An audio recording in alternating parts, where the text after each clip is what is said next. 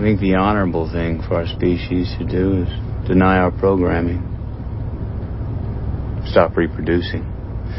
Walk hand in hand into extinction. One last midnight, brothers and sisters opting out of a raw deal. Do not trust any friends or family members. I repeat, do not trust friends. Consistency is what it's all about there. Like, if you order at Domino's, you know what the fuck, you're getting just that. You know what sometimes tickles my fancy, like more often than not, is like Boston. What's it called? Boston pizza? Is that fuck you. Fuck you. No. Wow. I'm walking away right now. Sorry. He's Papa leaving John's. the podcast. Oh, okay. Papa John's is actually like more of a lifestyle choice. Yeah, that's true. Okay. It's like a luxury brand. We can be friends again. Is it a luxury brand? I feel like in terms of like shit pizza places, I feel like it's on the top, like the upper end of price. Anyway, I'm not sure that it's about quality as everything else, but yeah. Interesting. Okay, all right. What about Pizza Hut? You guys, is Pizza Hut done? Oh yeah, I can still talk about the Hut. Yeah, once in a while. Yeah. You just want. I mean, you're gonna get sick though. Like you're guaranteed. You know what they still sell? Those tiny pizzas that you used to get. Oh, yeah, personal pan. Yeah. Yeah. But you're gonna get you'll get low grade food poisoning 100% of the time. It's a bit of a. It's not even a gamble if that's the case. It's just no, like it's not. It's not. It's like part of the allure. You know. Yeah. Like, wow, I haven't had this in a couple months. I think I'm gonna have it, and then you just know. I just feel like if I squeeze a slice of Pizza Hut pizza, like just grease would pour into a glass. Yeah, well, that feeling is probably, I don't know, there's probably some truth to that. That's a based feeling, as the kids say. You're based, Chris. Is that what they say? What's that mean? Some of them do. Based in reality is what it, now we're definitely old men. Fucking. No cap. I was reading, it was one of the oldest things I'd done in a long time. The New York Times had an article about like, kids these days, their vocabulary is very interesting. And I was like, I wonder what the kids are saying nowadays. And I was like, okay, I know all these terms, but suddenly they all make sense to me because another adult is explaining them to me. Was based one of them? Based was one of them. And I was like, oh, I what those, because I've only ever seen it used by alt-right shitheads. Yeah. As like sort of a, like, what's his nose is based because he's like, I don't know what the fuck. I don't know. Some right-wing talking. I once had a person come into work, and I would assume he's in his early 20s, and I was describing a product or service that we had, and he's like, based. And I had to try so hard not to laugh in his face. That's the only time someone's ever said it.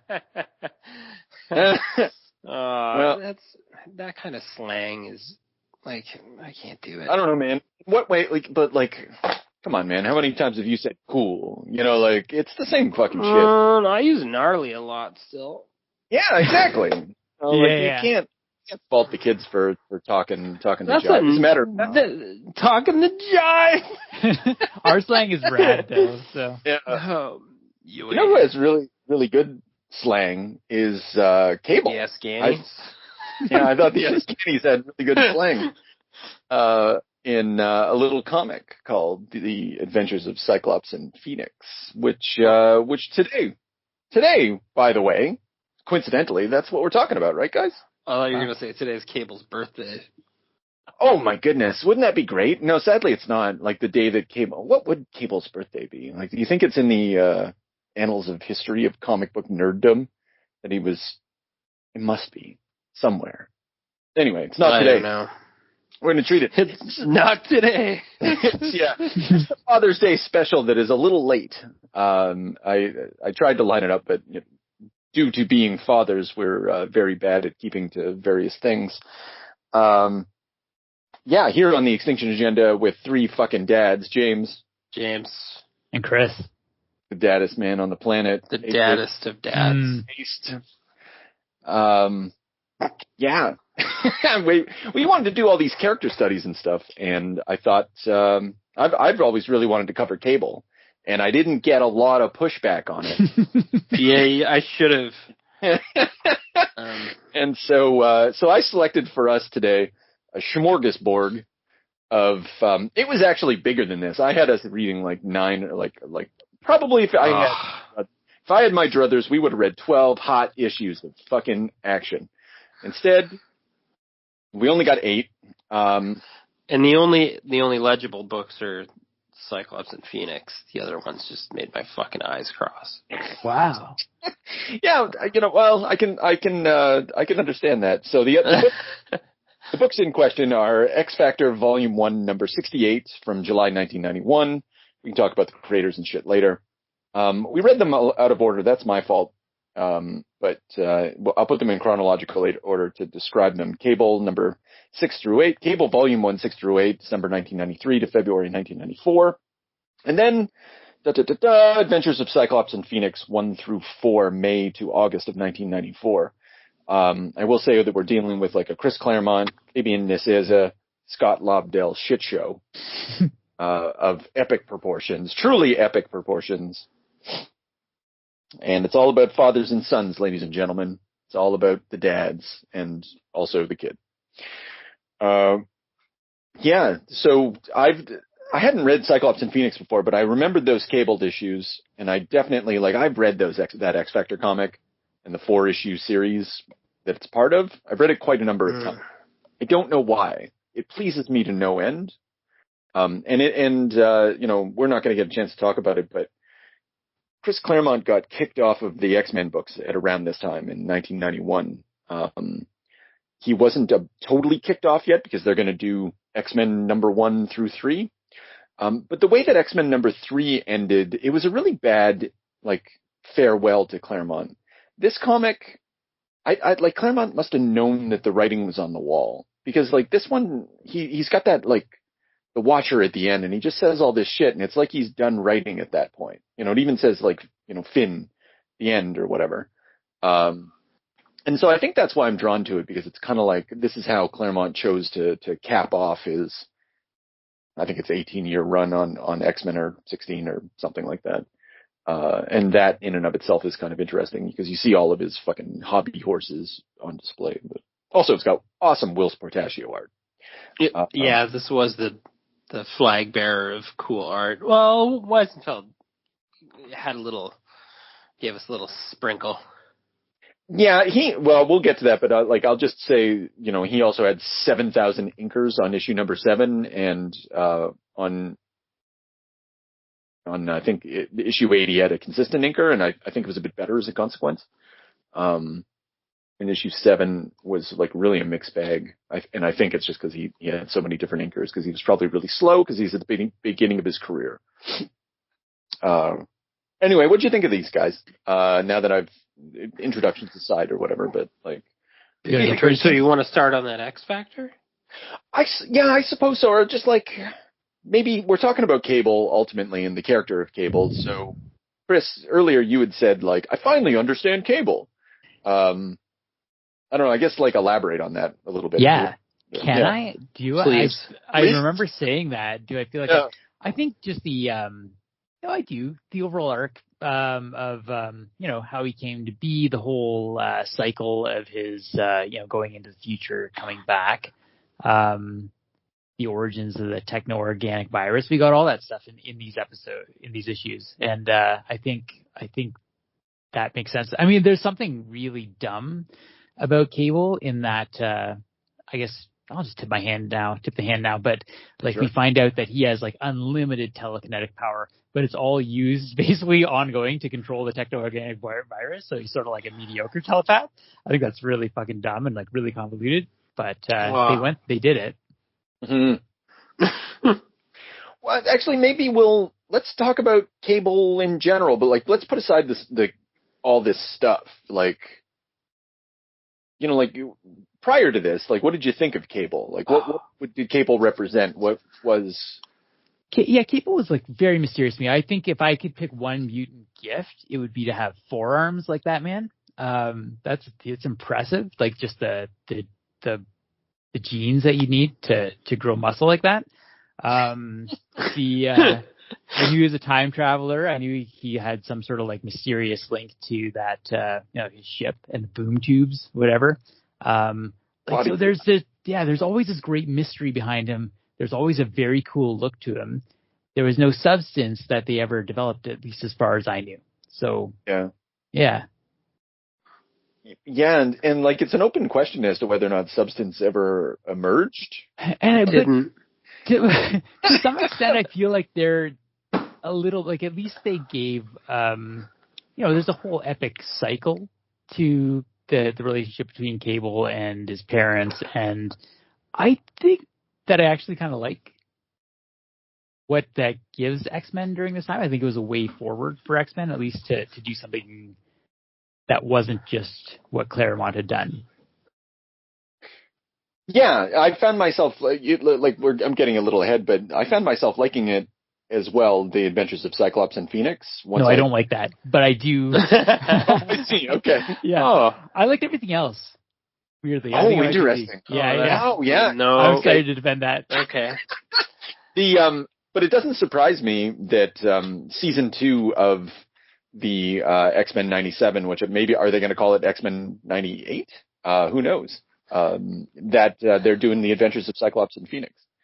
That's going to be the backbone of at least the first couple of episodes, it seems.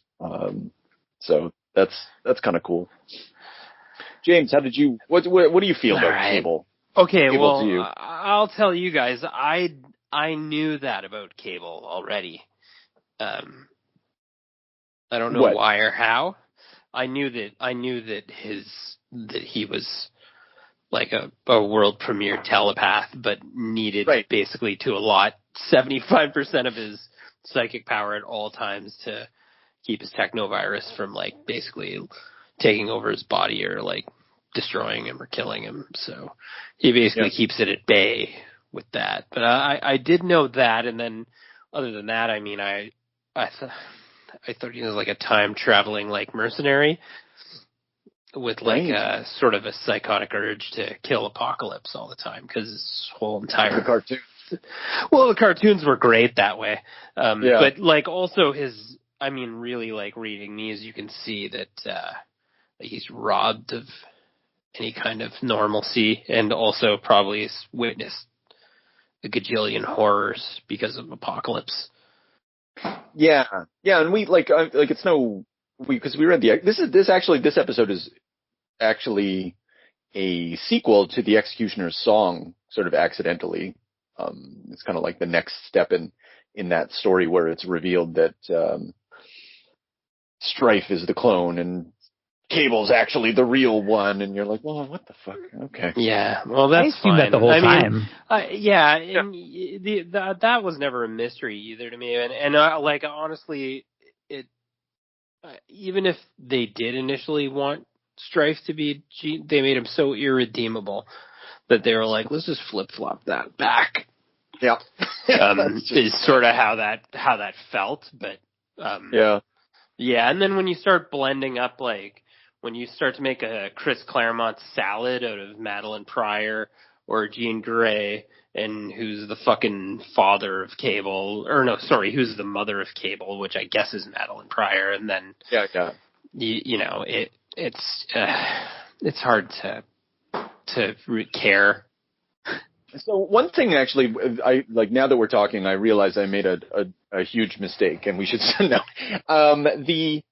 But I did make a huge mistake that we should have read the first introduction of Cable, which was it might have been, it's before X Factor 68, or maybe at the same time or thereabouts or whatever. Like there was never an intention at all, to my knowledge, that Nathan Christopher Summers was going to be Cable, and then that was this is just something Claremont did, and then I think we talked about this with the Executioner's Song. Like it just turned into retcon, and the one criteria, the one fundamental element of Cable, and we even see it in these issues, even amongst within a 1 year period, it's retcon upon here's some threads, and here's something that happened, and here's something that contradicted that. Oh, forget what that happened. Blah, Yeah. He's this creature of that rewrites their story is rewritten constantly. I have a question about that too. Do you think that, like, the way that he's rewritten, it's almost like he becomes X-Men Jesus, like, or at least John Connor, like, and I think Claremont underappreciated or under sort of talked about maybe is how he pulls from the most popular sci-fi material and kind of weaves that into the X-Men fabric. And I feel like right about that time, Terminator, maybe is starting to be on his consciousness, like the John Connor saga. Well, I mean, arguably, it's sort of an Ouroboros because in our search for the Terminator, like what was Cameron reading? He was reading Days of Future Past. True. Yeah. Good point. So, like, is it in his own consciousness, or is he like just kind of churning through the same shit? Or is it both? Like at this point, it's such a stew. There's definite John Connors vibes, and it's not surprising that he becomes X-Men Jesus, because who is his ultimate villain is Apocalypse, right? Revelation. Yeah. And that's why they keep going back to the well of, the Canaanites and the Ascani, and, it's all very Old Testament. It's all very, like, it's all very Jewish, in its, like, in the material that they reach back to in order to work with it. Like, I don't think we don't have to get into this very much, but it doesn't strike me as very Christian. But it's definitely like war in the Middle East, ancient style, good versus evil, demigods battling each other. Everything. There's almost a bit of a sword and sorcery spin on it too. Yeah, which is, that's the Bible pretty much. Yeah. So yeah, okay. Rewind. X-Men 68 or X Factor 68, with Portacio, and the writers on this are. It says, I think Claremont's even getting stepped on at this point, because, like, it says that Portacio and Lee had something to do with the script, and wouldn't be surprised. Huh. Kind of a mess. I actually really like this one.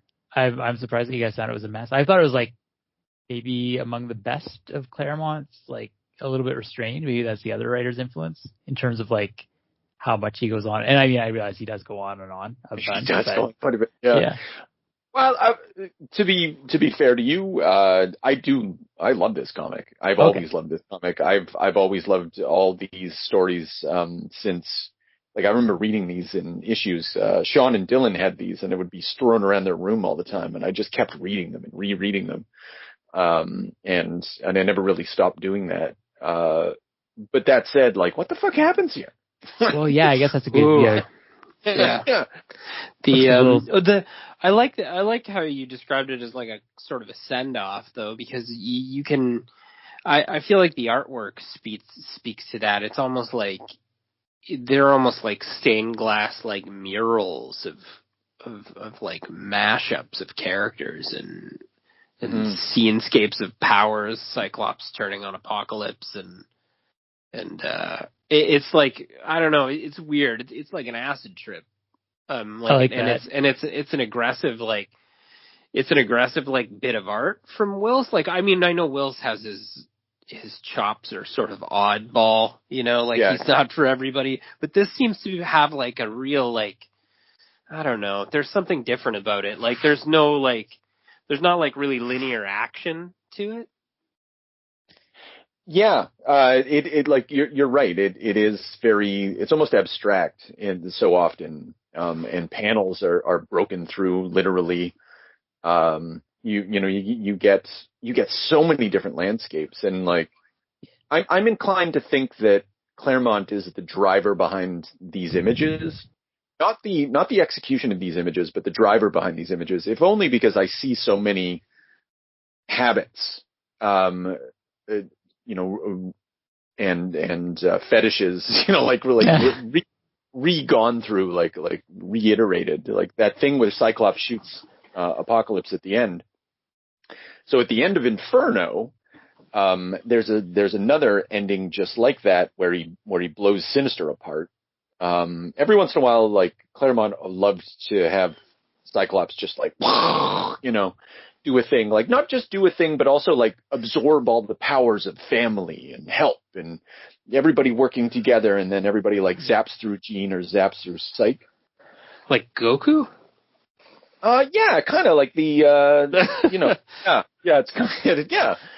And, like people in tubes, these psychic landscape battles, hot women with red hair who have turned into dominatrixes.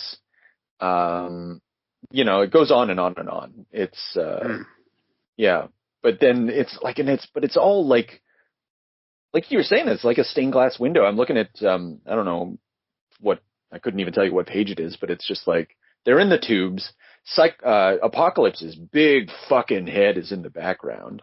There's words all over the place, but then you've got like three panels blue of like all the X Factor people in their tubes screaming, and then you've got all these like Professor X and Storm and whoever the fuck else is there was Cannonball, and they're screaming in red, and then the little boy is screaming, and it's just like it's so emotive. It's wild.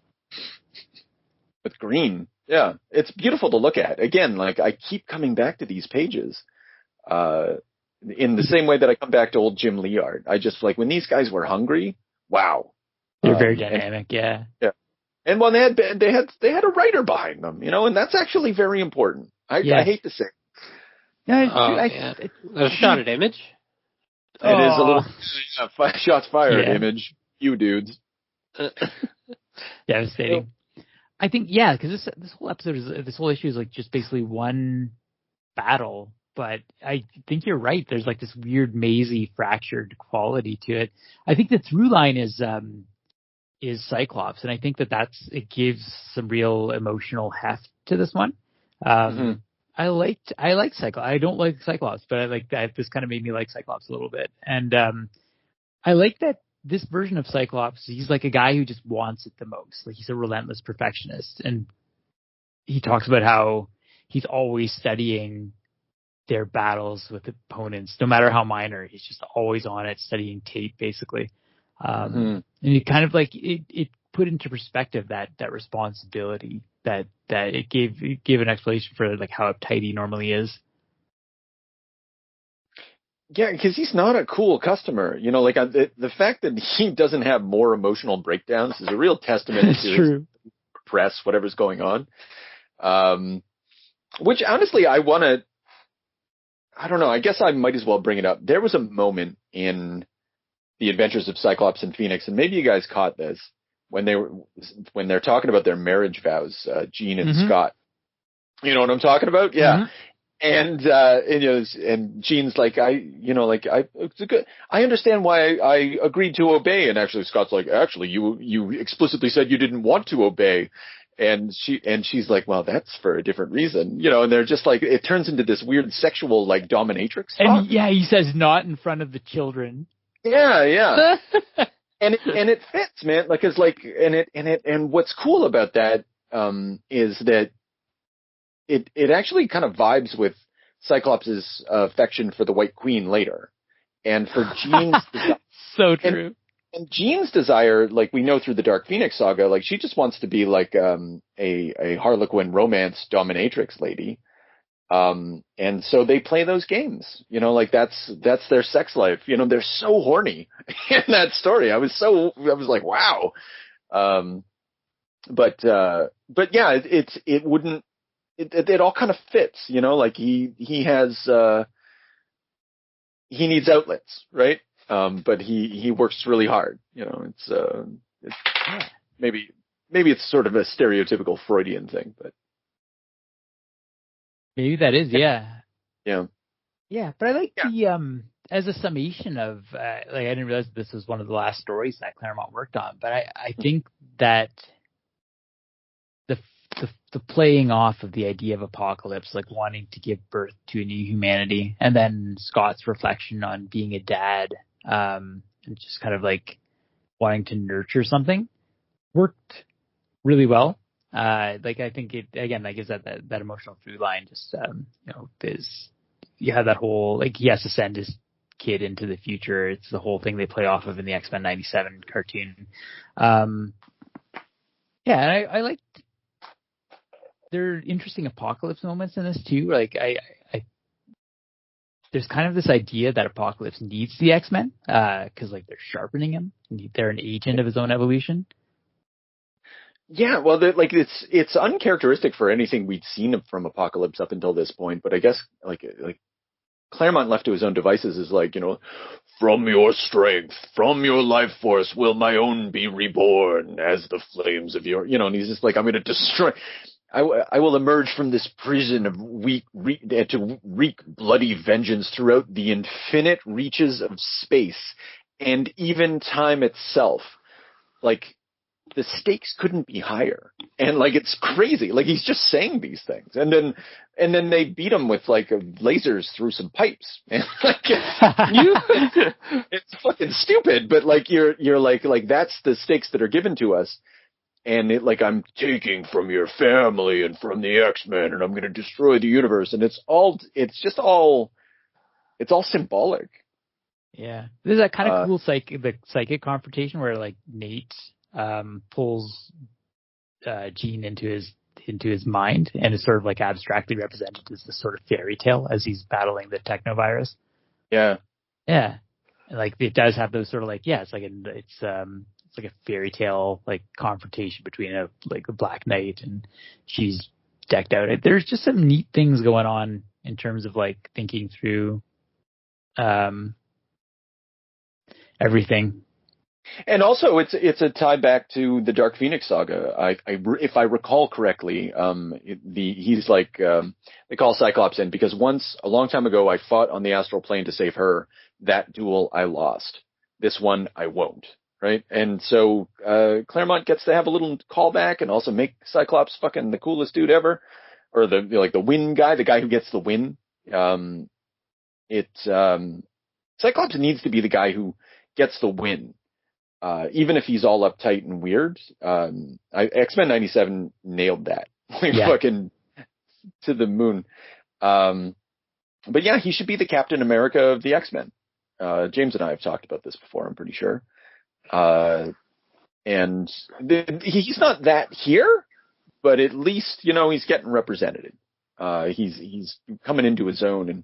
And I think even Claremont, in the story, it's like, even though it doesn't seem owned, it's just like, he sends this kid into the fucking future, and he should be crying or whatever, but actually, Cyclops is coming to his own in this moment. He was a supporting player in her drama, but now the center of stage is his alone. You're like, what, why? He should be devastated. Yeah, like you say, though, he's their tactician. He's supposed to be the emotionally suppressed one. Because he bears the weight of the X-Men, all the responsibility, and it's like he's like at that sort of like, I don't know, it's like a Leonardo syndrome where it's like the funny, quirky leader who's like not the best fighter, not the strongest, but right. Also, if he's not there, you're done. Yeah, but he's been. Well, you're right. I'll concede that, but maybe it's kind of interesting, and this goes to Claremont's ability to have like created these characters, and maybe goes back to our discussion about the Ed Piskor book. Like, we know these characters, and so it's like Storm has also been the leader of the X-Men, but she does it very differently than him, right? She's got a totally different vibe. And it has its own sort of self-recriminations attached to it, and these own obsessions, but it manifests differently depending upon the personality.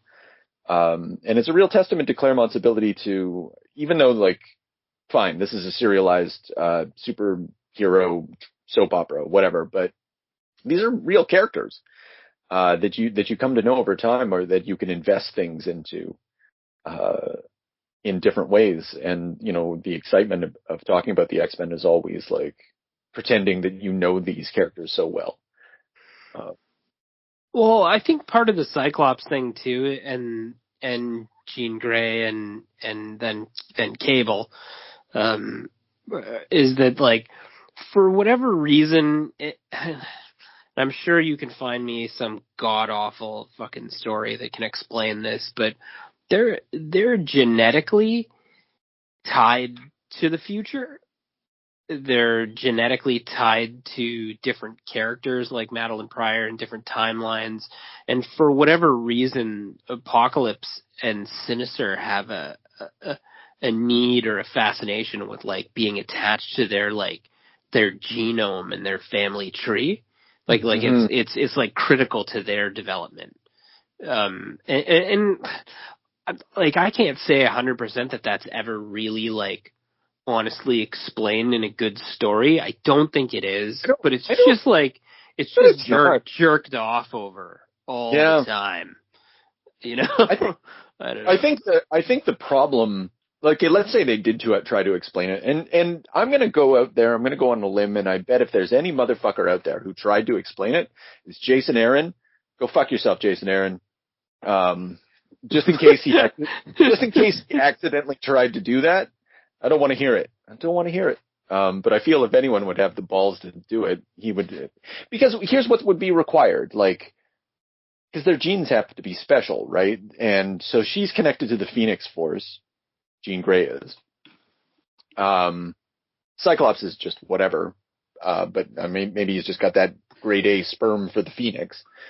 So, you know, like, that's one explanation. Like, that might be enough. Maybe it's ultimately about the Phoenix Force. And that's why we're dealing with such, like, titanic cosmic abilities. It's just like the cosmic mother is at the center of all of this. Which kind of makes sense too, because, like, at the heart of it, Apocalypse is trying to create a vessel.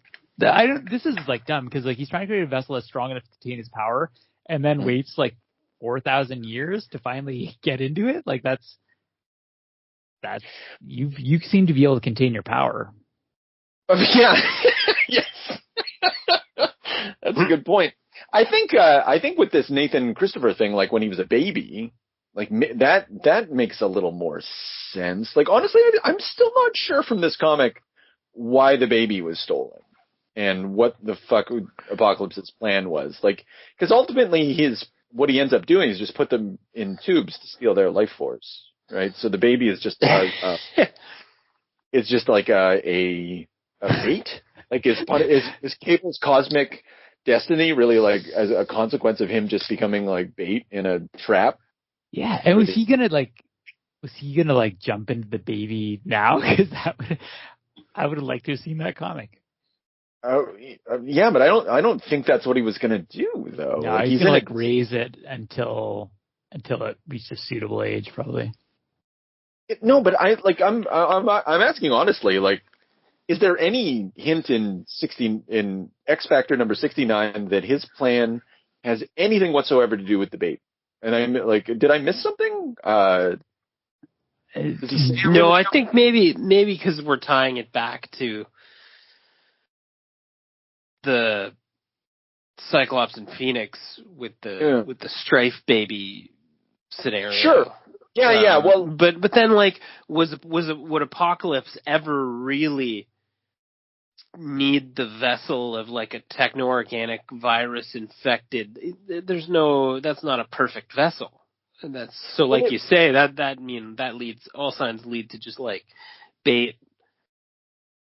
Well, it's weird. So he's in this weird, like, contraption. Like, the baby's just, like, become half. Already he's almost a cyborg. And Beast, who, drawn by Will Sportaccio, just has, like, I love the attention to the back muscles of Beast, and the musculature and stuff. It's like, it's a really good look for him, like, in the sense that, like, Beast tends to get kind of drawn cartoony. This guy looks like fucking Tarzan. It's amazing.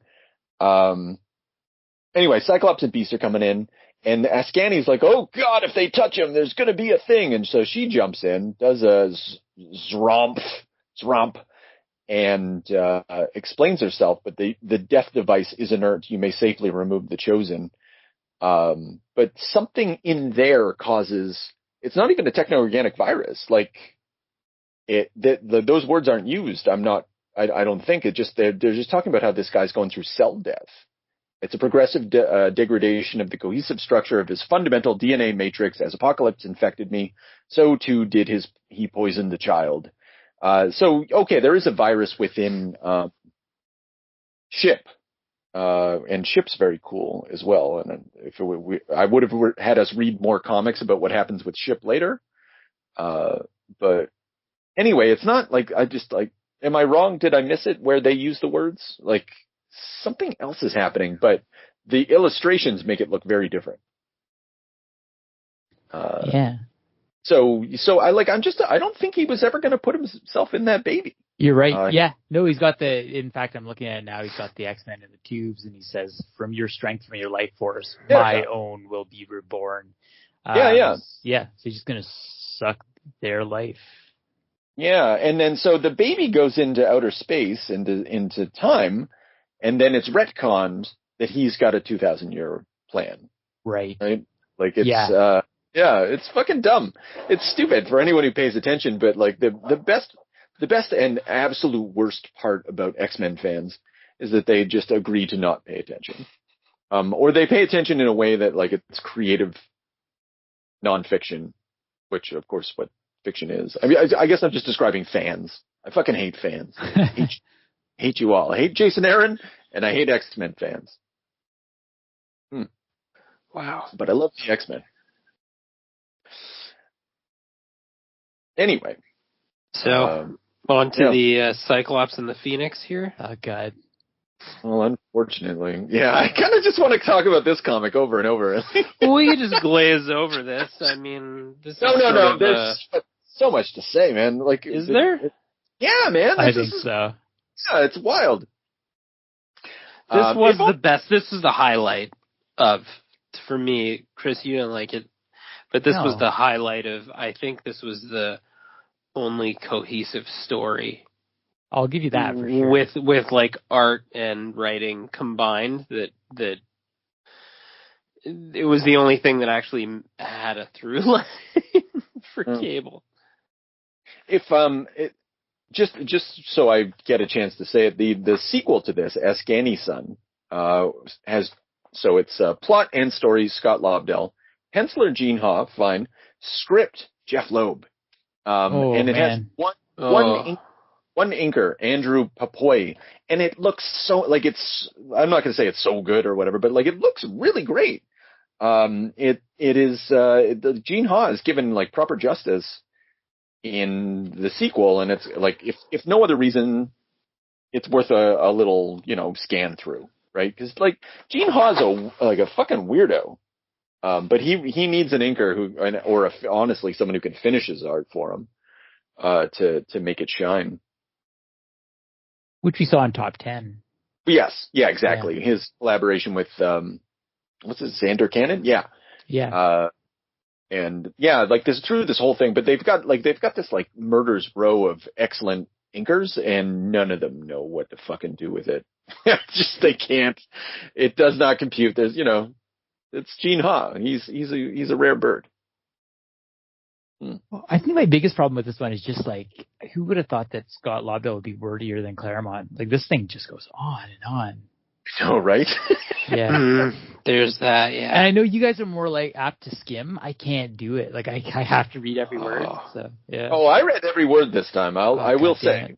But this one, the first issue really dragged, and then went into this weird, like, I don't know, it was like a sort of a refugee mode where they were like, like you say, like raising John Connor in the woods against a bunch of religious fanatics. And I'm not sure what kind of science fiction world I was brought into there, but it felt very, I don't know, like the art was very, like, over the top, almost futuristic, and the design elements were like really like, I don't know if I want to even say it was like a sort of a Mobius thing going on, but he's trying to do something different. That's a good point. and it was like it was more of a like down to earth. It got a little more down to earth after the first issue, and then you could sort of like you're like following along, sort of rooting for them. Yeah, there was more of like a rebel, like, taking it, guerrilla strikes against an overwhelming foe. Like, it was a world that was, I'd say, yeah, different than most that I've seen. And like, when you're trying to put something 2,000 years into the future, that's hard to do. Well, yeah, there were problems with that though too, with the costumes and action were like nonsensical, and the buildings, these weren't. He ended up like doing these very elaborate buildings and scenescapes and stuff, but you ended up sort of always fighting in like what appeared to be a sewer, no matter what. I love that. Yeah, you're right, because you'll get these like the Gene Ha's version of the future in this is very organic, and it's like everything grows in like flower petals, but like these almost grotesque, like everything's moving upwards and expanding and then collapsing like a lava lamp. Everything's like a lava lamp future. Where that's a great description.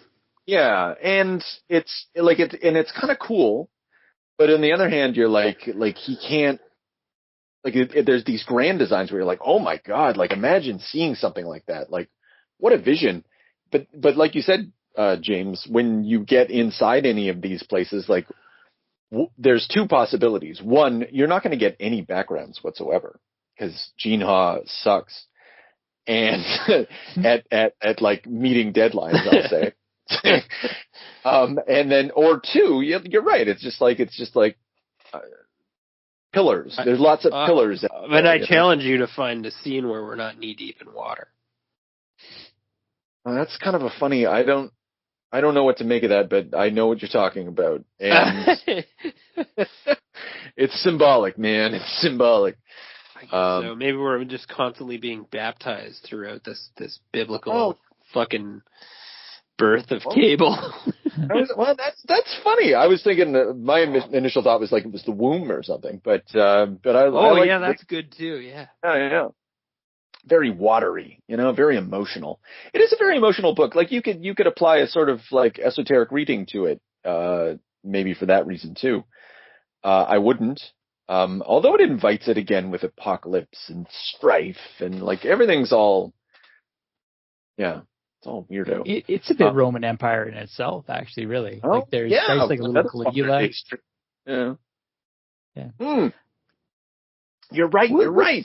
What's the, like, briefly, like, so Scott and Jean are on vacation, honeymoon, and they get pulled into the future by Rachel, who needs them to stop apocalypse and raise Nathan. Yes, she tried to do the raising of the cyborg baby by herself. Realized it wasn't easy. Activate parents, and then so she brought the parents in using it's weird. They show up and they don't have powers, which was kind of cool because it shows that. And again, it's another like Cyclops is a fucking badass guy because he's just like and he runs in, shatters his fucking knee. Attacking, trying to get his baby back. Anyway, and so they bring the parents back, but then they raise Cable. I guess they fight Apocalypse at the end. Yeah, and meanwhile, Apocalypse is sort of running this empire, and he's got his henchmen, like as James said, like sort of like a religious fanatic order. Like it's all mutants against all humans. Humans are sort of hunted. It's sort of the reverse of the X-Men dilemma.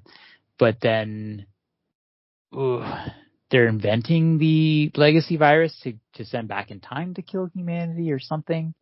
Okay, so who's doing it again? That part, I probably should have taken some notes on that, but I don't think they're inventing the legacy virus. They're inventing a virus, which will become the legacy virus. Because they're like, I recognize that genome. And you're like, well, do you, Scott?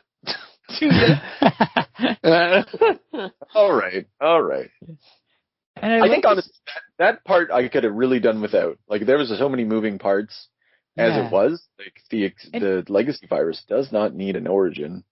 One thing I find just like almost offensive in this is Apocalypse. Like, he has a giant like mechanized suit that looks like Apocalypse, but inside he's like this withered old man, and like they might as well be fighting Mr. Burns. Oh no, I took it a withered African woman. Maybe I might totally be off about that, but because I think they were, because he's had a number of bodies, right? Like Apocalypse, and why is like inhabiting bodies all of a sudden like something? Even the Executioner's song doesn't evoke any of that. Let's see. No, you're right. Probably not a withered, not an old African woman. Yeah, I know what you mean. He's a little. See, and I'm gonna go off on a limb here, and I'm gonna say I liked that design. And of the old. I think it's interesting that he's like wearing this like mechanized sort of like, I don't know, it's like an extension of himself and his mutant like powers or his ideal. And maybe that's just his armor, and this body can't like withstand it anymore. So it's I don't know. I thought it was a really cool kind of design choice, but yeah, I'm not sure. Like you say, I don't know like when Apocalypse started like needing body snatching. You know, they played with that in the movie a little bit. Probably based on these sorts of things too, though, right? Interesting. Yeah. I'll take back the gendered thing. Yeah, I don't. Looking at it closely now, I don't get the female vibe that I had before. But I guess it doesn't. I guess I looked at it and kind of was like, oh, that's the conclusion I'm reaching, and didn't think about it anymore. So I really think. Oh, sorry. So I was just gonna ask, do you guys think that he's reached such a level of his power that is now consuming his hosts? Like, that's kind of cool, if so. Well, they say that explicitly, like he keeps taking bodies, and they like none of the bodies can handle it. There's a sort of montage for that somewhere in all of this. So now he's obsessed with bodies. Yeah, and I kind of like, I don't know, I'm a little concerned about this comic wanting to suggest that he's always been the Wizard of Oz. You know, and the body of Apocalypse is just like in a suit that someone has been wearing. Like that doesn't really match. And so, like, I guess maybe no, I don't think that would be possible. So I guess Apocalypse in the future at some point just kind of becomes like the Shadow King, flopping around from brain to brain. And each time, in order to maintain his self-image, he has like a suit of armor that he walks around in. He doesn't even use his body. Like, Apocalypse is such a fucking hypocrite. I fucking hate him. Yeah. And I think the weirdest part about having Apocalypse sort of like broken down in that weird way is this like Xavier. Yeah. How do you guys know? Yeah, who's this guy? Yeah, the Paladin, who's like basically like the pinnacle paladin leader of all of his religious forces, who's like basically the moral high ground, and also like just a mutated physical specimen that really like sort of should be represented by Apocalypse, but they've mirrored over the normal sort of, I don't know, like representation of Apocalypse over to this guy. It's true. And he is, so Apocalypse in all of this, he's fussy about Xavier all of a sudden. Like at the end, you know, like, see, I was right all along that I outlived you, Magneto, Sinister, and Holocaust. Even your descendants, the Ascani, I outlived you all. And that's weak. Yeah, it's weak sauce. And he has developed this whole religious order around him, but the irony, and I kind of hate to say it, because it's Scott Lobdell, and I don't like to appreciate Scott Lobdell, But the irony is that so he has this guy Chevron or fucking I'm just gonna call him Chevron from now on. He converts. You know, he's an Xavier kind of guy. Like he's starting to, you know, maybe humans and mutants can coexist, but he's also still a murdering shithead. But like, there's something of the ideology of Xavier coming out, and I think it's like I kind of think it's to Lobdell's credit that it doesn't fully come out. You know, he isn't like totally a peacenik, sort of lefty guy, but like you can see the seeds that are still possible within a exterminationist religious ideology. You know, it's not bad, yeah. Because you can still get, you know, Christianity. You've got your like liberation Christianity. You got your fucking John Berger Christianity. You know, like there's different strands of everything, but the fact that he is such a bitch for Apocalypse makes no sense. Yeah, especially it's hard to see. One thing that really threw me with this, I think one of the reasons I really didn't like it is I didn't really understand the world of this religion where, okay, so it's all this, it's a cult devoted to evolution and like Apocalypse's ideals, but then we go into a large section where like there's the hedonistic excess of his court. And like, that doesn't seem like anything that Apocalypse would ever tolerate, like indulgence and softness. And then, you know, it feels poorly thought through I don't want to give Tex too much credit, but like maybe Apocalypse has reached the point where he's so obsessed with the end goal of just occupying Strife that he's just letting it all slide. Well, he's a hypocrite. You know, like I say it over and over. Like he's always been a hypocrite. You know, and that's fundamental to his character. I don't actually want to see, because I think it would be super lame, a world that Apocalypse would create. But it's just like, it'll just be like what if Herbert Spencer was jerking off all over the place? Like, I don't that. It would just be awful. And so then like, but this isn't much better. It's the closest to interesting that Apocalypse gets. Yeah. As far as like, you know, and as far as end goals, like he's obviously better off as a villain. Or I think Jonathan Hickman did a good job of like if you make Apocalypse actually the underdog in something, that's kind of more interesting. That's a good use for it. So either a villain or an underdog kind of ally. We saw that in Executioner's Song as well. And it was the most interesting thing about Executioner's Song, yeah. Yeah. So, but if you put him in charge of stuff and like, it just kind of turns into the Roman Empire. You're right, with like Nero or what have you. Yeah. Like he's not Nero, but no. And yeah, what do you guys think of Strife in this? That was awesome. He's like I don't know if it's like abuse or they're just like, it's like you have like a just all the surrounding elements that you need for like creating a real sociopath. Yeah. So he's like, they're just like nurturing him into being like a butcher and a psycho.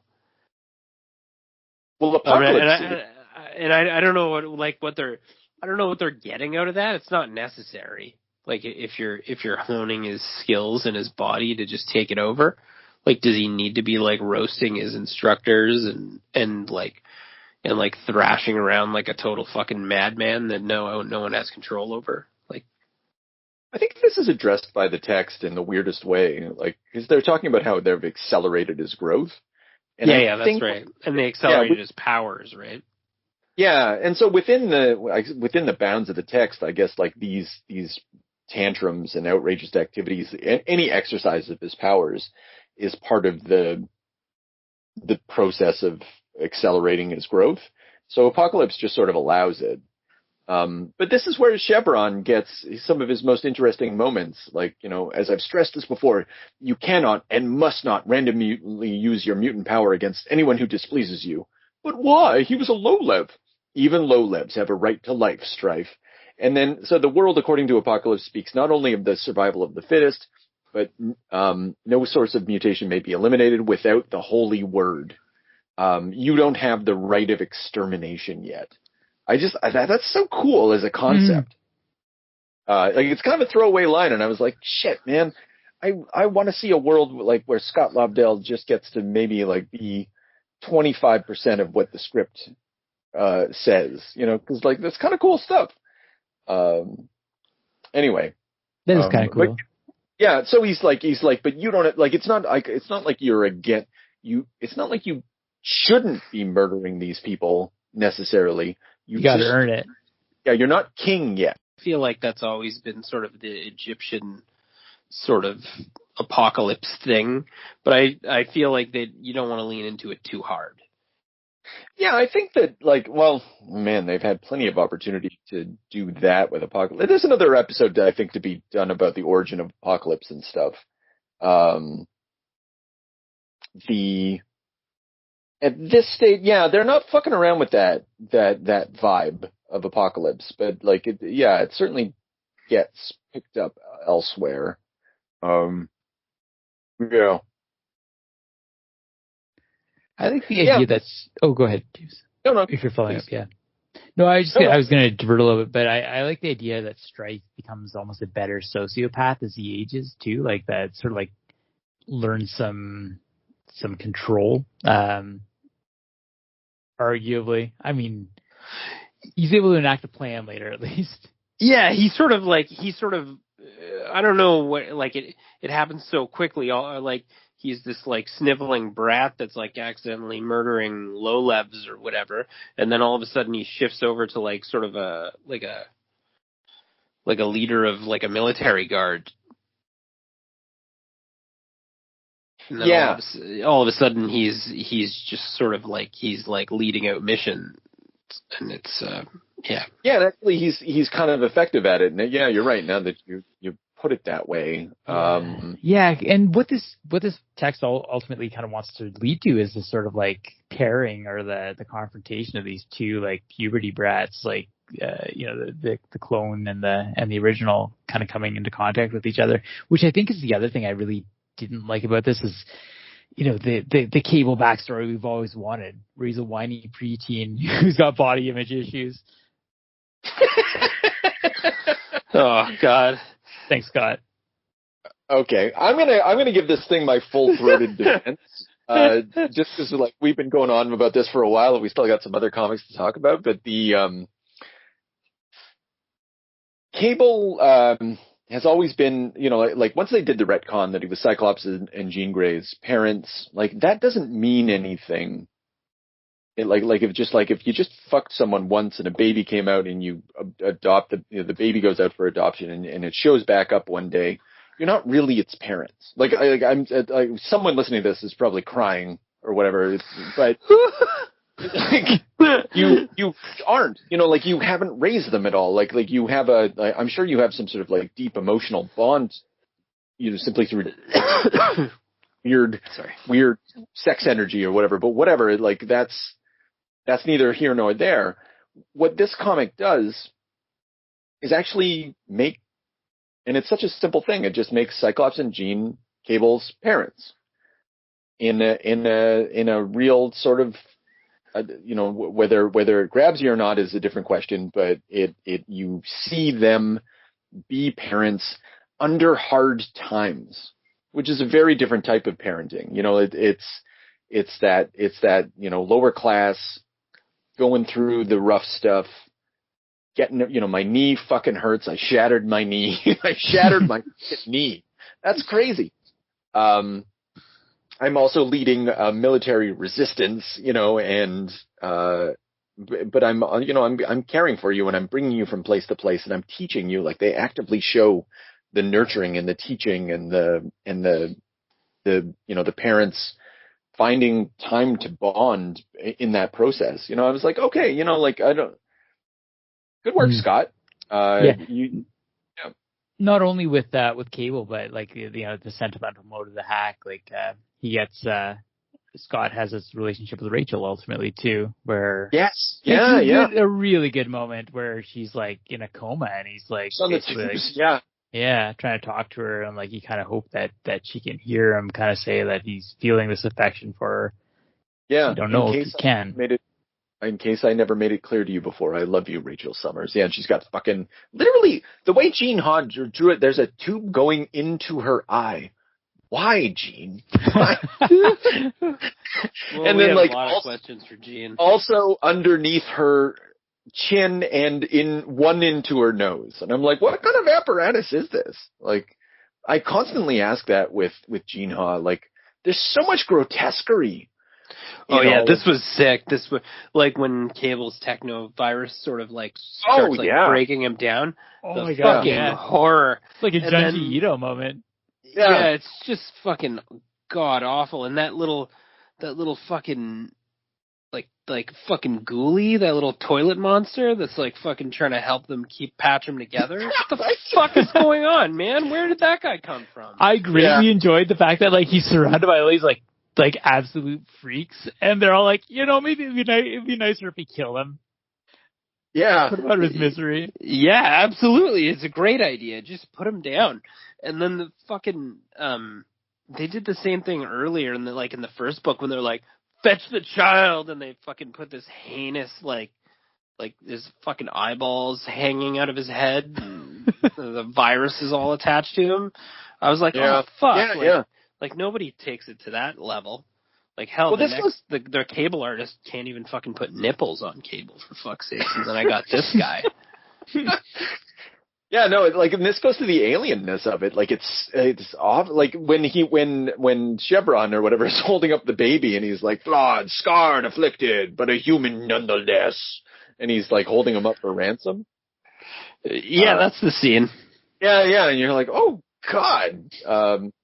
Yeah, there's a lot of what the fuck. Like, yeah, when the transmode virus is like, what is happening to me? And they're like, like, a lot of this is going to get shared when I post this.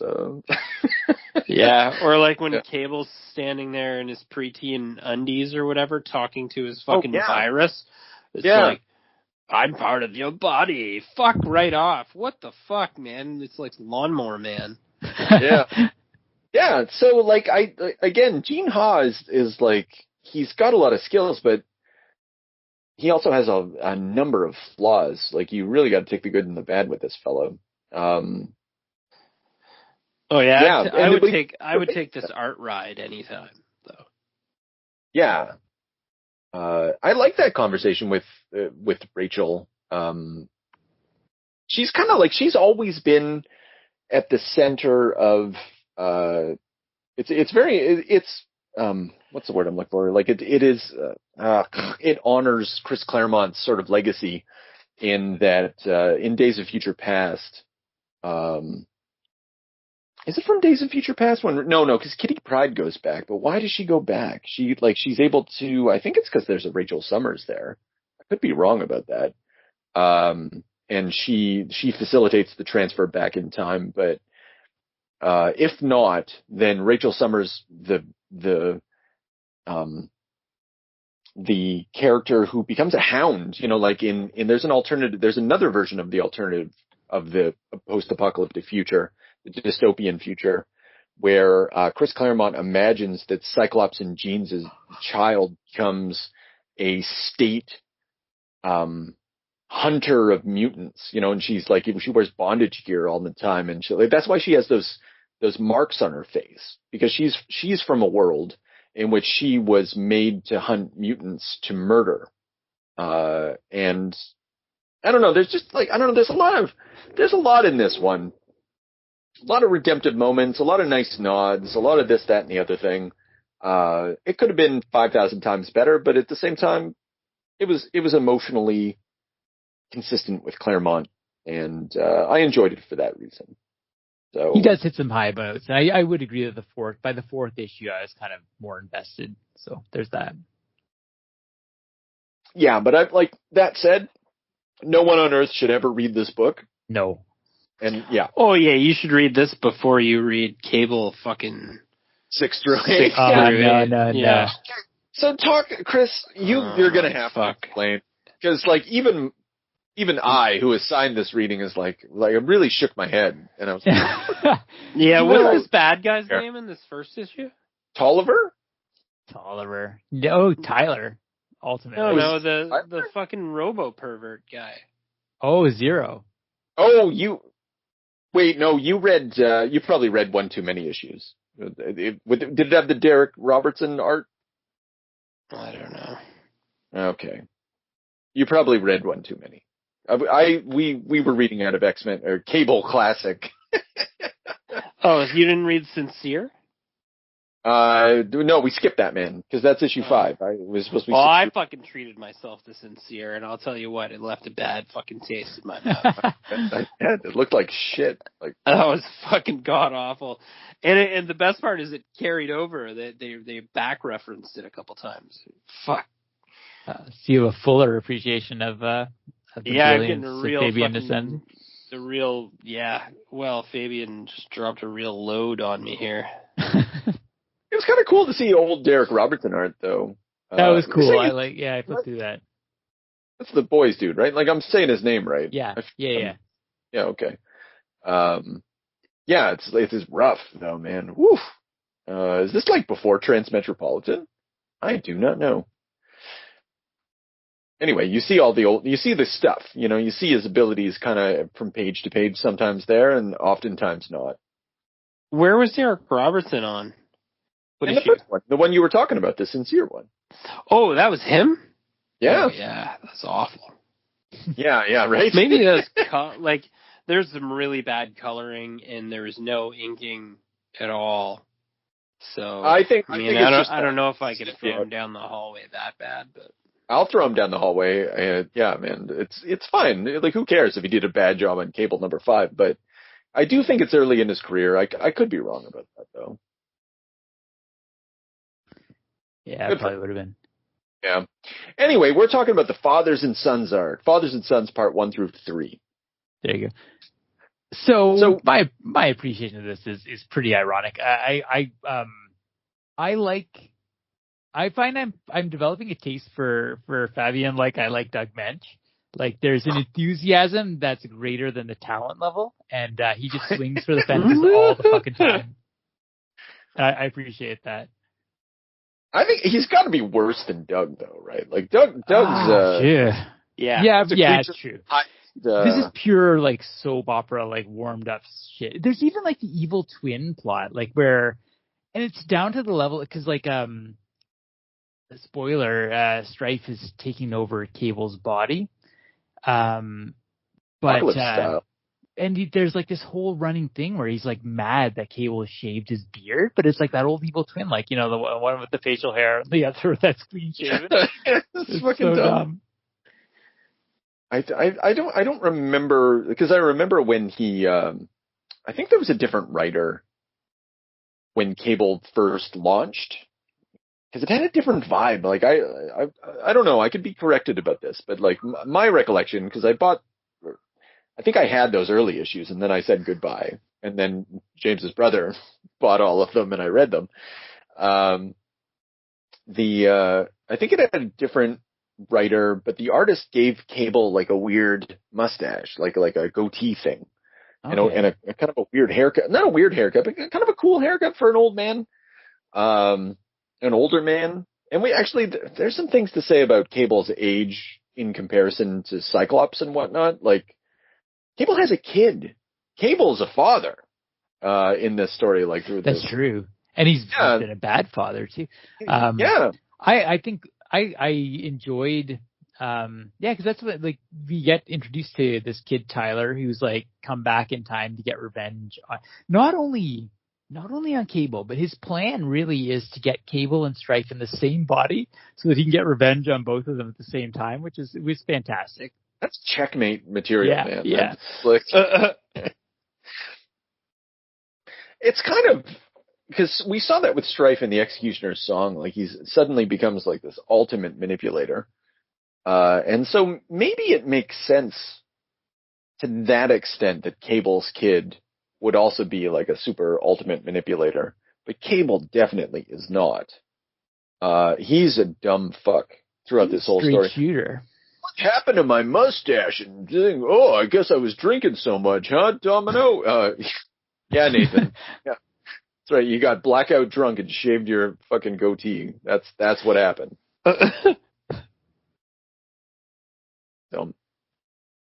Yeah, so I don't understand any of this. Like, I like this. I like Tyler or because he goes under a different name elsewhere, I think. Tolliver. Yeah, time is a tidal wave. It crushes you. It crushes in on you and drowns you in its inexorable rush. I'll show them how wrong they were to try to ride that wave. What? Yeah, there you go. Exactly. There you go. Yeah. I love that he has, Boy. what's this, he's got like the Fortress of Tyler, which is never going to sound cool. No, The this Sanctuary is of Tyler, sorry. Yeah. the most uncool. The Fortress of Tyler. I don't. Yeah, I don't understand these comics. Okay, so you love them so much. I'm not asking you to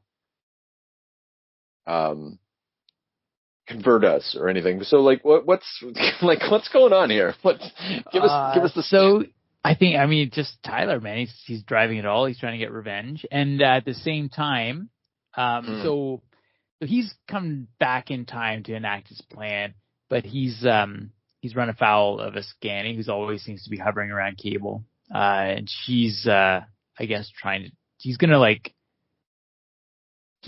imprison her and torture her until she tells him everything he needs to know about his origin. Right. But the stakes are that, she might tell him something that he doesn't want to hear, that maybe his father is like a noble man. I don't think he realized, I can't remember now, he didn't realize that his father was the original and that the Strife is the clone. Yeah. So he's kind of being thrown off his revenge through the very mechanism of it. And then for whatever reason, I don't even know how, but Strife has come back to take possession. Oh, because Sinister is like engineering this whole thing. He shows up at the graveyard and he's like, let him take control. That'll be the way that you finally get rid of him. And then, so because he's possessed, the X-Force then have to, including Cable and Phoenix, have to be prepared. This didn't make any sense, to kill Cyclops. And Zero's kind of leading that push. He's like, yeah, you want to save your son? You're probably going to have to kill him. And they're like, yeah, cool. Professor X has some misgivings. Scott Taylor looks fucking fantastic. So does Jean. Yeah, they look great. Yeah, what's until Yeah. And that's basically it. Until they kind of exercise Strife from Cable. Yeah, from Nathan. Okay, wow. Okay. While you were saying all of that, I was like, that sucks. I was also thinking to myself, like, I'm looking at this picture of when Ascani shows up, and while you were talking, like, I was sort of formulating, like, I was like, how do I symbolically understand these comics? And so, Ascani shows up Terminator style. She shows up, and the artist, whoever this fucking loser is, he's trying at this point, issue 6, because Weisenfeld hasn't taken over yet. It's like Moorhead or something. No, Dwayne Turner. Yeah. He does his best Whilce Portacio impression upon her first arrival. He even has those little weird Portacio sparks. You know what I'm talking about? It's very reminiscent. And then you go the panel down, and suddenly it's as if like there's a transfer of, like, if you take X Factor 68 as like we were talking about, as like pure opera, like big symbol. So it's like it's as if Symbol enters into this comic and then like immediately is just like just shoved into mundanity. And the art turns, like, she turns into like kind of like a hot chick, and you get like these, like, I know who these artists are. Like, there's so many swipes going on here, it feels like. And they're doing their best to do the Portacio little spark thing happening, but her complete appearance changes. And then it goes into all this, all that fucking soap opera stuff that you were talking about. I guess it goes like from soap opera or from opera to soap opera. And I don't know what those two things have different vibes. I don't even know their connection to each other, if I'm honest. Yeah, false emotion, just sort of like a melodrama. Yeah. So yeah, she comes in and she's like, Cyclops is of course in the danger room, constantly doing his danger room thing. Jean's reading. In spirit, if not in womb, the mother of the chosen. And then, yeah. Anyway, yeah, it just, this is crazy. This is just like pictures with talk, but not in the good way that X Factor 68 was. Yeah. Although. No, it's true. The one sequence that I thought was pretty effective, was when Cable goes back to his stronghold and, what's it, Siren? Like the X-Force members are there. Yeah. And he's just like, oh, I remember this intense young woman, kind of. What was her name? And he's just like, you know what? Doesn't even fucking matter. No point in trying to remember. And she's like, oh, like something's different about you. He's like, of course there is. He's like, yeah, there is. Just Max her. Yeah. Then well, I took that a little differently. Like, I think you raped her. I like, 'cause she's knocked unconscious and she doesn't have a recollection and they skirt on over it. But like, what's he doing in that moment? Like, he doesn't, like he Zark, like a guy like Stripe. Like, why is he going to stop there? I think that Zark is a shot because the other dude. I thought it was a gunshot. I mean, he could have Zarked her with his wiener. Oh no! I mean, like, yeah, he Zarked her. He Zarked her, and then he Zarked her with his wiener. I want to know who inked this page because they did a fantastic job. I agree. This is like the best page in the whole thing. And the way it works is by making sure you see as little of Weisenfeld's pencils as possible. That was probably the only shock moment in all of these books. Also, that was Well, okay, sorry. There's a lot of shocking things about this shit show. But... No, this was the most like kind of visceral moment or whatever. And you're like, oh wow, and it had a real Frank Miller vibe in its construction and everything. And I just want to know who specifically inked it because I think that they have everything to say about how this turned out. Then he just turns around and wastes that other kid, smiling about the fact that this boy watched as his father was killed in front of him. Stripe didn't even need the armor to kill Gabriella Richter. Oh, did he shoot Richter after this? Okay, he didn't rape her at all. Okay, I'd forgotten about that. I thought he had more time afterwards, right? Because she wakes up later. Yeah, Richter comes right in. Well, he definitely sexually assaults her. We can say that. Yeah, for sure. Just monstrous, that moment. Getting to the contradictory thing, like the origin of Strife in this and like where he got his armor and stuff is it does not fit the story that we get. No, it's severely retconned too from like what we saw. Like I'll never forget like the fucking, and Fabian's responsible for this, like the spoon feeding of Scott with the baby food. Like that is not the man that is described here who's like the agent of total anarchy. Like I just don't think. So go ahead. So, well, Stripe's a hypocrite too. Like, but he's not. But he himself is not a hypocrite. Like like everything that everybody says. Like the narrator. I think it's the narrator who's always saying he's an anarchist and like, but not right now. But normally he's an anarchist. You're like, what are you doing, man? That's the worst. Yeah, it makes no sense. Like, this is a man who has, like, engineered the most insane plan to kidnap his parents and spoon feed them baby food and then exploding babies to test their humanity. Yeah. So, like, he gets this armor because he's supposed to be, like, he was tortured throughout. Yeah, like, you definitely don't see that in the Adventures of Cyclops and Phoenix. So, like, what's even happening? Are they even talking to each other? Because, like, I gave the dates on all this. They're in the same office. They're probably looking at each other every fucking morning. They couldn't have said, "Hey Scott, I'm writing this story where it's like give the origin of Stripe. Do you think you could jive with it?" And he was like, "Nope."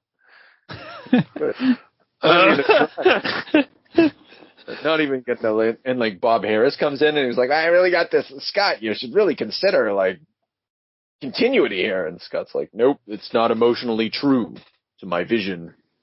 So. Yeah, they just agreed. Yeah, I think they just agreed to ignore each other, basically. I love the idea. Oh yeah, that other like passage. The man known as Strife is blessed or cursed with the single-minded ability to ignore any obstacle when he has a clearly defined goal in sight, especially when that goal is murder. I love the idea of murder as a goal. I've never heard of it as described as that. Well, yeah, usually I guess like it is a goal to murder someone, I suppose, but like it's not a regular goal. No. And it's not. Yeah, I don't know, man. Yeah. I can't make heads or tails of what Fabian gave us in this. No, and it's a stupid attempt to reconcile Strife, and it happens so quickly. Where now he's going to use his powers for self-sacrifice to heal the relationship between Tyler and Cable. I guess so. It doesn't make any sense for the character. The kid of Cable doesn't make any sense. Like, this is so... They jumped into the deep water without... they didn't know how to swim. They're just drowning here. They had to set up the fact... Because this Tolliver guy, right?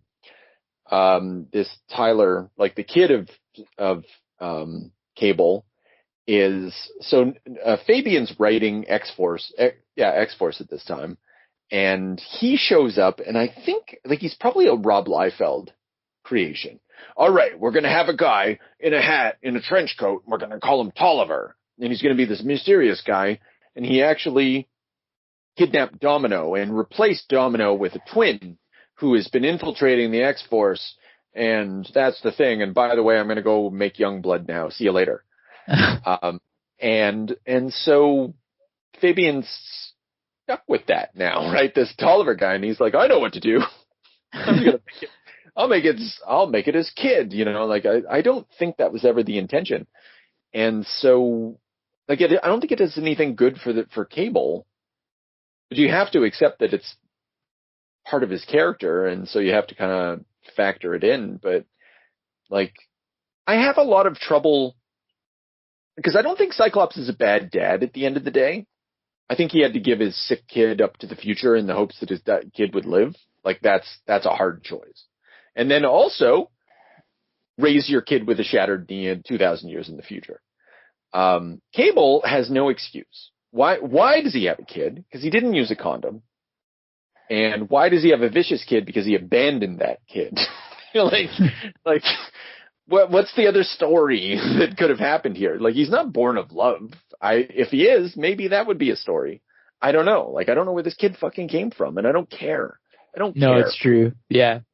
It doesn't have the same, it's just like infinite regress. Like, now Tyler's gonna have a kid, or like, you could play that game forever, and just, we don't want it. It just doesn't need to happen.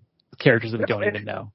It's kind of an interesting facet of like the Xavier's dream of cohabitation and whatnot. Like this idea of Lobdell's got a better sense of like, for a story that's called Fathers and Sons Part 3, like there's no fathers here. There's no sons either. There's just, Lobdell's got a much better sense of family in the X-Men. And it really bothers me that I'm talking to Lobdell. I just like, if Xavier's dream is all about like peaceful cohabitation, psychic well-being and stuff like that, like Cable's kind of like this scab in the periphery, like this endlessly proliferating sequence of bad fathers, bad sons, bad fathers, bad sons in into the future, like this original sin. I don't know. That could be kind of interesting, but it's not. This isn't the character to explore that with. Like he's like James, like you were saying, like he's got mercenary from the future vibes. Like he's half Terminator It's stupid. Yeah. Well, what can we say about Cable after this? What is Cable? I don't want him to be a scab on the periphery. Like, he's got to be better than that. Is he? Am I wrong? I know.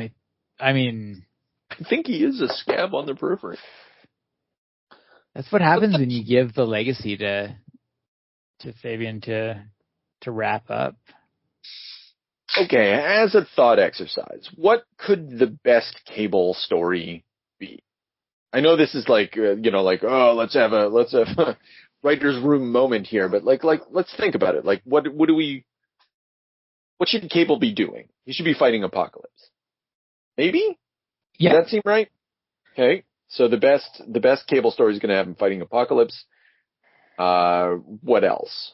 I think that level of mistrust in Cable, is sort of like, what's his goal? Where does he come from? Works really well for the character. Like when we saw him earlier and like, he's misunderstood and people, because they think he shot Professor Xavier.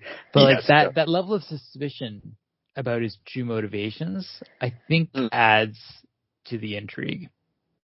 Okay. All right. So he's on basically, I guess what we're saying, it started like immediate, like Cable prior to this moment where he got his own book and Adventures of Cyclops and Phoenix and all that stuff. Like, he's better as a cipher. Yeah, the more you develop him, the less you're intrigued. Although I will say I do like that element, that idea of the ongoing battle against the techno-organic virus. Pretty interesting.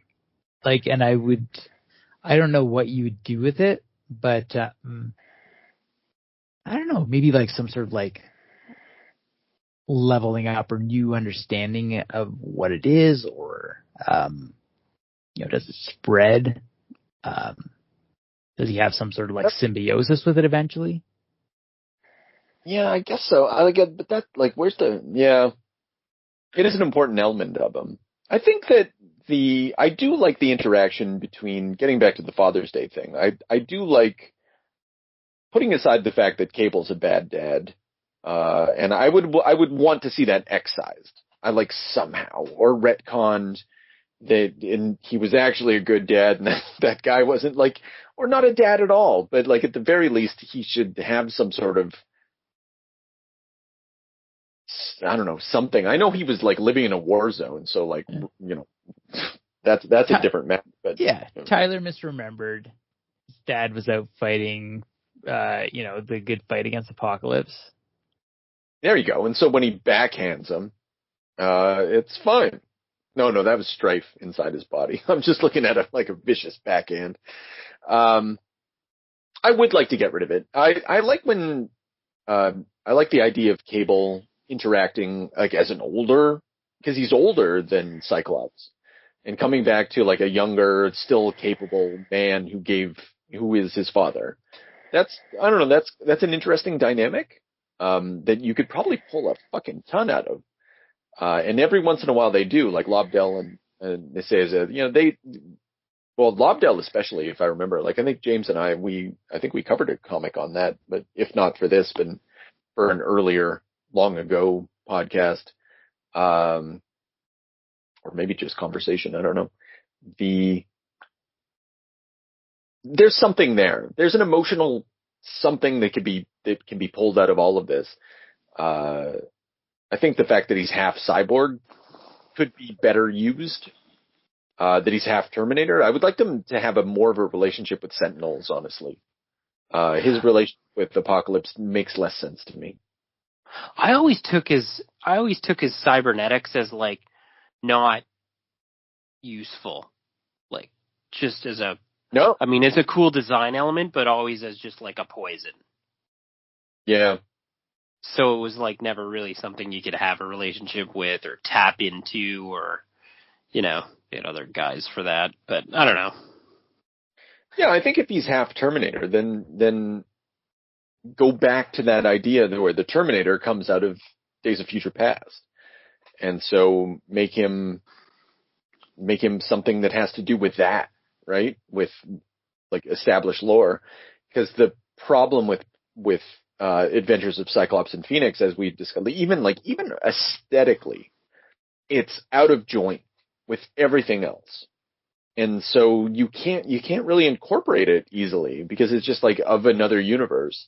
Like it's too far gone. It didn't have to be, but they chose for it to be so. And so he's just like, what do you do with all that? How do you bring him back? The Ascani, the connection with Rachel Summers. He's at the center of like not only time and space, but also like the multiverse. And I wouldn't want to fuck around with that too much because that's lame. The best way to really ground him and bring him back is by using Omega Red and the Acolytes. I'm sorry. You read the issues after, didn't you? Yeah, sorry. Yeah, and then like later on, he fights like the demons to stop, and you're like, oh boy, what a great idea. You guys nailed it. Yeah, just drag him along. Maybe there's someone else. Like you just fight the devil himself. Yeah. It's Cable time, baby. I don't like what the fuck. Oh, congrats to you for the whole fucking thing. Wow. That's how I feel about Cable now. Yeah. It's just what on earth. Yeah. I think he's a tough nut to crack. I think there's been a lot of writers who have taken a stab at it. I understand it to be the case that Joe Casey's run is pretty all right and has Ledrone art. It's something to look at and something to read. But otherwise, man, there's no Cable runs out there. And I think it's because Cable sucks. I might be wrong about it. No, I think he can't. Yeah, I think that might be it. Yeah, I think that's it. Yeah, like the one story you could tell about him has already been told, and there's nowhere for it to go. I'm noticing a trend. We did this with Carnage. We did this with Cable. And the funny thing about reality is that it just keeps happening. You know, Cable proliferates. Carnage proliferates. None of these people are listening to us. I don't know. It's their loss. Your loss. Fucking idiot. Now, all we need is a little energon and a lot of luck.